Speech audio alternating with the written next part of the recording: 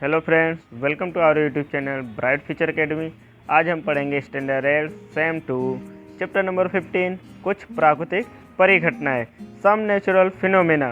इस चैप्टर में हम पढ़ेंगे प्राकृतिक घटनाओं के ऊपर। अगर आप हमारे चैनल पर नए हो तो हमारे चैनल को सब्सक्राइब करें और बेल आइकन को क्लिक करें, जिससे हमारे चैनल पर अपलोड वीडियो का नोटिफिकेशन आप तक जल्द से जल्द पहुँचे।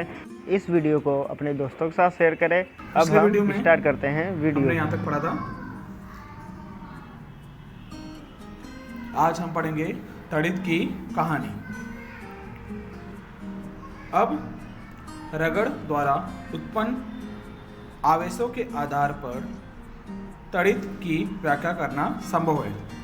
कक्षा 7 में आपने यह सीखा था कि गरज वाले तूफानों के बनते समय वायु की धाराएं ऊपर की ओर जाती हैं, जबकि जल की बूंदें नीचे की ओर जाती हैं। इन प्रबल गतियों के कारण आवेशों का पृथक्करण होता है। पृथक्करण मतलब अलग होता है।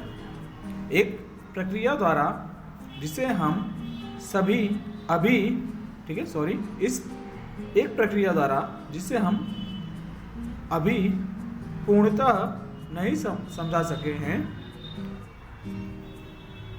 बादलों के ऊपरी किनारे के निकट धनावेश एकत्र हो जाते हैं तथा ऋणावेश बादलों के निचले किनारे पर संचित हो जाते हैं। धरती के निकट भी धनावेश का संचयन होता है।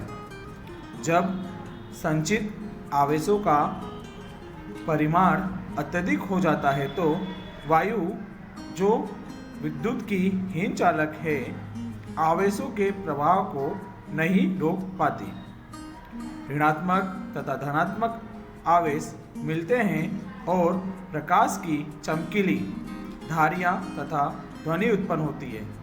इसे हम तड़ित के रूप में देखते हैं। इस प्रक्रिया को विद्युत विसर्जन कहते हैं।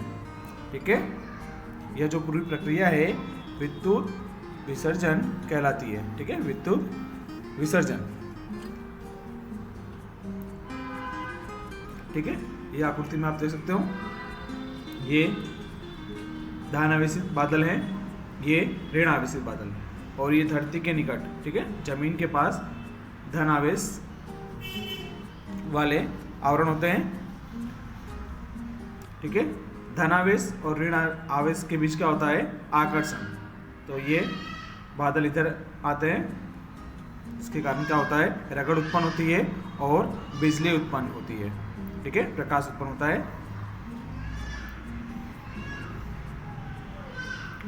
विद्युत विसर्जन की प्रक्रिया दो अथवा अधिक बादलों के बीच, ठीक है, अथवा बादलों तथा पृथ्वी के बीच हो सकती है। अब हमें प्राचीन काल के लोगों की भांति तड़ित से भयभीत होने की आवश्यकता नहीं है। अब हम मूल परिघटना को समझते हैं। वैज्ञानिक हमारा ज्ञान बढ़ाने के लिए कठोर परिश्रम कर रहे हैं। तथापि तड़ित के गिरने पर जीवन तथा संपत्ति की हानि होती है। अतः हमें अपने बचाव के लिए उपाय करने आवश्यक है।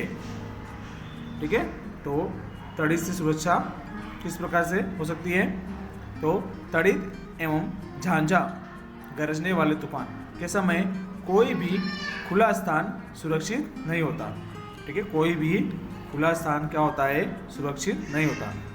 गरज सुनना किसी सुरक्षित स्थान पर तुरंत पहुंचने की चेतावनी है।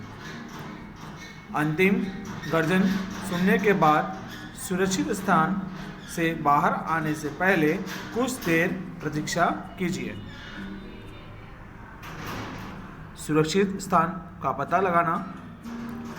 ठीक है, कोई मकान अथवा भवन सुरक्षित स्थान है। ठीक है, यदि आप किसी कार अथवा बस द्वारा यात्रा कर रहे हैं तो वाहन की खिड़कियां व दरवाजे बंद होने पर आप उसके भीतर सुरक्षित है। तड़ित झांझा के समय क्या करें, क्या न करें, ठीक है। बाहर खुले में, ठीक है, अगर बाहर हो आप खुले में तो क्या करना चाहिए, खुले वाहन जैसे मोटरसाइकिल, ट्रैक्टर, निर्माण कार्य हेतु मशीनें, खुली कार सुरक्षित नहीं है। खुले मैदान, ऊंचे वृक्ष, पार्कों में शरण स्थल, ऊंचे स्थान तड़ित से हमारी सुरक्षा नहीं करते, ठीक है। तड़ित झांझा के समय छाता लेकर चलने का विचार किसी भी दृष्टि से अच्छा नहीं है। यदि आप मन में है तो छोटे वृक्ष के नीचे शरण लीजिए, ठीक है। अगर आप जंगल में हो, ठीक है, तो क्या करोगे, छोटे वृक्ष होंगे उसके नीचे शरण ले सकते, ठीक है, उसके नीचे हम रुक सकते हैं। यदि आप किसी ऐसे खुले क्षेत्र में हैं जहां कोई शरण स्थल नहीं है तो सभी वृक्षों से काफी दूर पर खड़े रहें। जमीन पर न लेटें, बल्कि जमीन पर सिमट कर नीचे बैठें।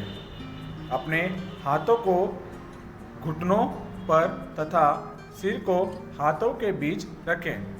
इस स्थिति में आप आघात के लिए लघुत्तम लक्ष्य बन जाएंगे, ठीक है। आपका एरिया जितना कम होगा, ठीक है, इतना एरिया का होगा सबसे कम होता है। जितना एरिया कम होगा आपका, ठीक है, उतना ही तड़ित के आघात का आपको चांस कम होगा, ठीक है।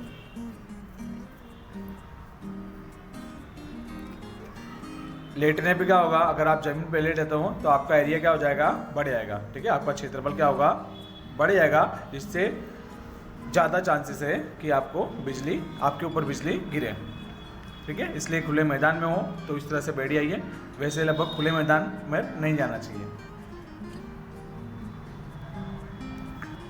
और यदि आप घर के भीतर है, ठीक है, घर के अंदर है तो तड़ित टेलीफोन के तारों, विद्युत तारों तथा धातु के पाइपों पर आघात कर सकती है, ठीक है।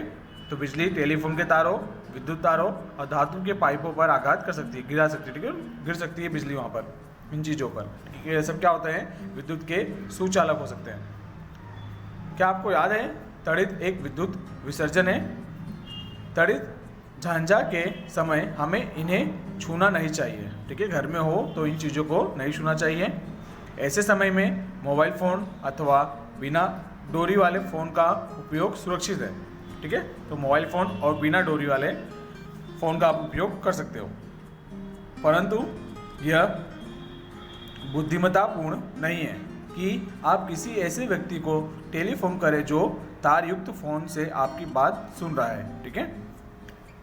ऐसे व्यक्ति को फ़ोन मत करना जो तार युक्त फ़ोन से आपसे बात कर रहा हो या आपकी बात सुन रहा हो। बहते जल के संपर्क से बचने के लिए तड़ित झांझा के समय स्नान से बचना चाहिए, ठीक है। तड़ित झांझा के समय हमें स्नान नहीं करना चाहिए, क्योंकि शुद्ध पानी क्या होता है, उष्मा का सुचालक होता है। कंप्यूटर, टीवी आदि जैसे विद्युत उपकरणों के प्लगों को सॉकेट से निकाल देना चाहिए, ठीक है। तो कंप्यूटर, टीवी आदि जैसे विद्युत उपकरणों को प्लगों को सॉकेट से निकाल देना चाहिए, ठीक है। ऐसे फ्रिज सबको क्या करना चाहिए, प्लगों से निकाल देना चाहिए। विद्युत बल्बों, ट्यूबलाइटों को जलाए रखा जा सकता है, इनसे कोई हानि नहीं होती, ठीक है। बल्बों को, ट्यूबलाइटों को आप जला सकते हैं, इनसे कोई हानि नहीं हो सकती,